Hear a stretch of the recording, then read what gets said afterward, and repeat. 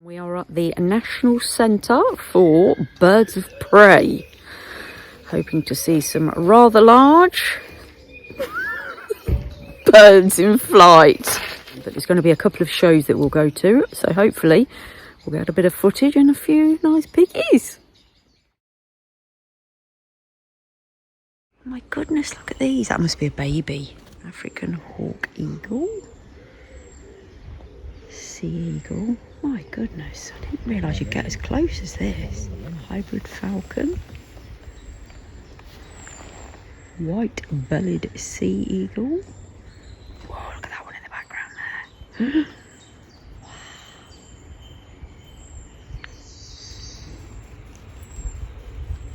This is a great horned owl. Please do not drop your cigarette butts on the ground. At night, the owls come out and smoke them, and we're trying to get them to quit. I can't believe how big they are. That one's huge. This one? Yeah, look at it. It's looking right at us. Hello. So I was just reading some information around there. So at night, the eagles and hawks all live in these.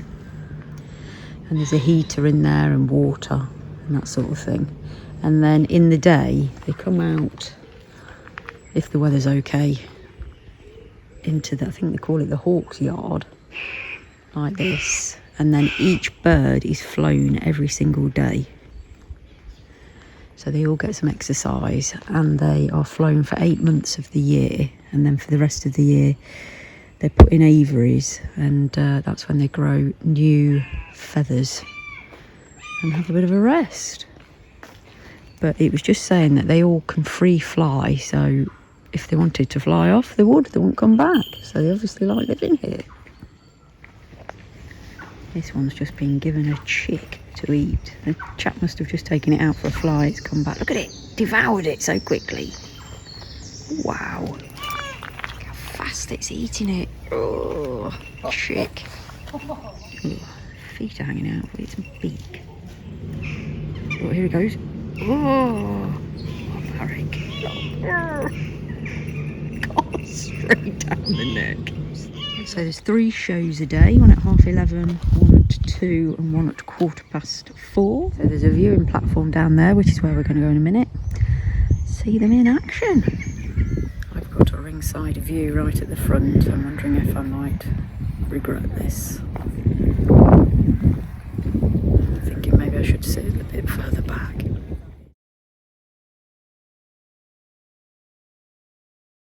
Our Asian, European and African species, and they're actually more closely related to the birds of prey, the raptor family. Now some examples of old-world vultures include hooded vultures, griffon vultures. I saw all over America using that lovely sniffer of theirs to find rotting carcasses, which they will then of course clear up nicely. Eagle owl, also known as a European eagle owl, and these are one of the contenders for largest owl species in the world. And there are a couple of species that come just a little bit bigger. We have the Just nearly did. This load has moved. Yeah, photo of a head. So it's a small deer species. Now he's not a wild rescue. We know that he was bred in captivity. We can tell this for a number of reasons. One, his behaviour. Harley is definitely an owl that has been raised by a human from a young age. And that is because you're going to find wild sakers living all the way from Eastern Europe, right the way across Asia, as far as and including the Far East. They're also migratory in nature, and you'll find migrating saker falcons both in the deserts of the Middle East and the deserts of North Africa too. We'll give it a bit of a whistle. It's up there. I don't think you can see though. See that, folks? This is the third time we've been, and the last time it was him who did that noise. Now you'll see that when he comes in for a go or a pass at the law, like that, I don't just let him pass it. This is designed to accurately replicate what any self-respecting prey bird is going to do if they look over their shoulder and they see one of those. Oh, great. They really are birds that catch and kill with their feet. Now, with all that boring stuff out of the way, I shall go ahead and release the Kraken. Oh, gosh. So, here is the tiny man. This is Denali. Like I said just a second ago, Denali is a burrowing owl, which is an American species, not one you're going to find here in the UK. They are very similar, however, to one of our native owl species, the lovely little owl, which means that they're not just similar in genetics, they're very similar in both size and appearance. Once again, if I can just remind people to stay seated, that would be wonderful. Thank you. So these are griffin vultures. I'm being a bit quieter because there's a notice up saying that you have to be quiet because they're breeding. So they don't clean the pens out as often, enclosures. There's quite a few dead animals in there. A couple of bunnies and chicks. Hooded vulture this time. Hello there. Ooh. Let's come say hello. Crikey, so there's that one. Hello there. Look at his big blue eyes. I didn't think I was going to give it some food. There's a crested caracara. Or two. That's nice. This one is ginormous. It's a sea eagle. Look at the size of his beak. A couple of bald eagles in there. They don't look very bald. Quite hairy heads, if you ask me. So in here we've got a turkey vulture. And there's a little sign there. I'll pop it on screen. I am a turkey vulture. Oh yes, indeed. My head is bare to prevent rotting meat sticking to me. To keep cool, I poo on my legs and feet, and my main defence is projectile vomiting. I'm so awesome. Lovely.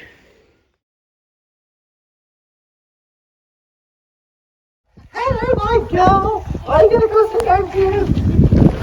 Now, you may well be looking at this white-bellied sea eagle and going, well, she doesn't have that white a belly.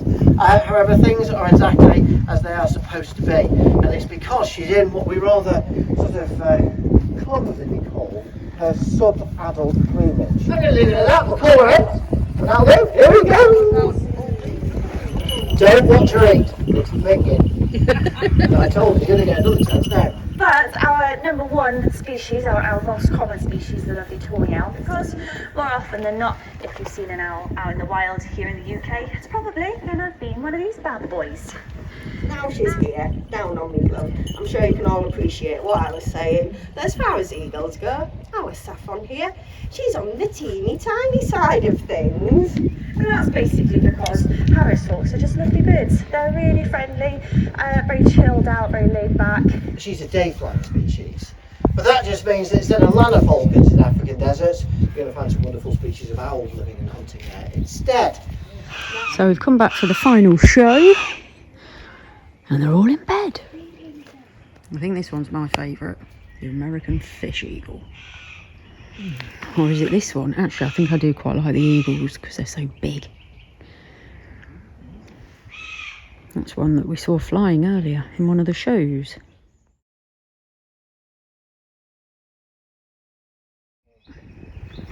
She thought the eagle had killed something. It's gone up into the trees. Okay, looks like we were unsuccessful in whatever it was we were setting out to try and catch.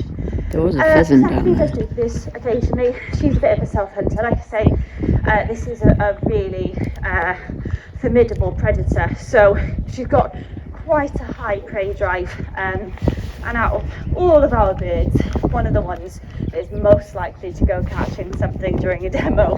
So yeah, those lovely long legs, they provide some distance between her and her prey, and they allow her to protect all her important bits on her head and in her body from her prey, basically. The next thing you might notice about her is that she has just insanely large feet, especially in comparison to the size of her body. Her feet are just massive. And in birds of prey in particular, that's another really good sign we're looking at a highly predatory bird. Birds of prey are birds that catch and kill with their feet. So it makes a lot of sense that if they've got great big massive feet and great big thick toes like she has, we're probably looking at a bird that is very, very good at catching things. These are our woodland owls. So these are birds that have evolved to live, hunt and breed amongst our trees. Oh, we've got a heron flying over. Good boy. Now the Strix family of owls is the same family that our native tawny owls belong to, and as such their behaviours are pretty similar. The kind of prey that they take, mainly small to medium sized mammals, rodents, things like that, but they will take small birds. And being from somewhere a little bit more exotic than the UK, it can include things like lizards as well. Because Turbo, I'm pretty sure she's 7 now, so she's got 7 years of experience flying on demo, whereas for me, I've only been flying falcons for, I want to say, about a year and a half. So obviously she trumps me completely. Don't do this to me, my love. This is another very bad habit we have. Turbo forgets that she is a mighty predator and not a chicken, and we don't spend our time on the floor, do we? Come on then, over here. You can do it. I believe in you. Oi! Don't make me come and get you, you little rascal. She's like, oh, this is nice. You mean you guys just come and sit down by here and you don't even have to do any work? Where do you think you're going? Right, are we actually going to do our job this time? Come on, you can do it. I believe in you. Let's go. Keep going, keep going, keep going. That, no! Oh, you little so-and-so. Right, I'm going to go straight into work with her, because obviously she is feeling like being a menace today. So, the question I get asked most often of all when I fly the falcons is, am I teasing them? Because this right here is the way that we specifically fly the falcons, and that is because we are trying to encourage their most natural behaviours. And that's what I'm trying to do when I fly all of the birds here at the centre. It's why we use such different techniques depending on the bird. And 3 black kites. Now the 2 yellow-billed kites, they are medal botanist. Then our 3 black kites, they're ukulele, harp and cello. What you'll notice is the way we dropped it, well done. The way we fly these birds, it's a little bit different to our others. We don't call them down to the posts, and we don't call them down to our gloves. What we do is we throw food up in the air for them to catch. And there's good reason for this. With these guys being kites, they are primarily a scavenging species, but they will hunt if they have to, and one of their preferred things to hunt, well, it's insects whilst staying on the wing.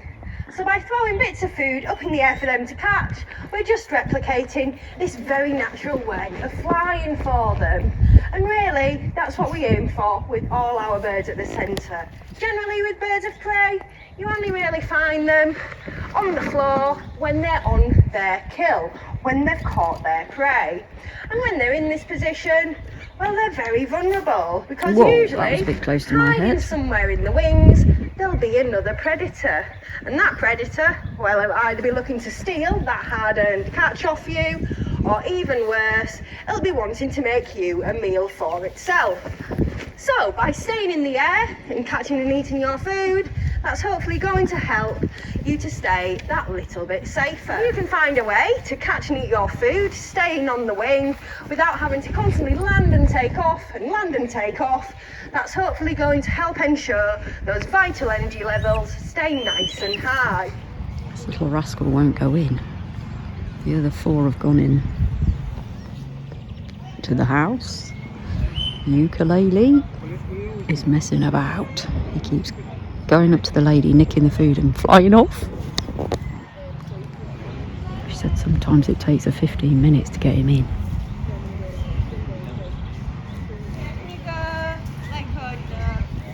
Matilda. Come on, my love. Bit of attention my way would be amazing. Well, we've had an excellent day here. Definitely recommend it. £13 each. We've been to 3 shows. Thoroughly enjoyed it. Alan's got some cracking photos which I've already put in the video, or I'll put in at the end. Yeah, really enjoyed this. A lot more than I thought I would actually. So yeah, hope you've enjoyed it as well.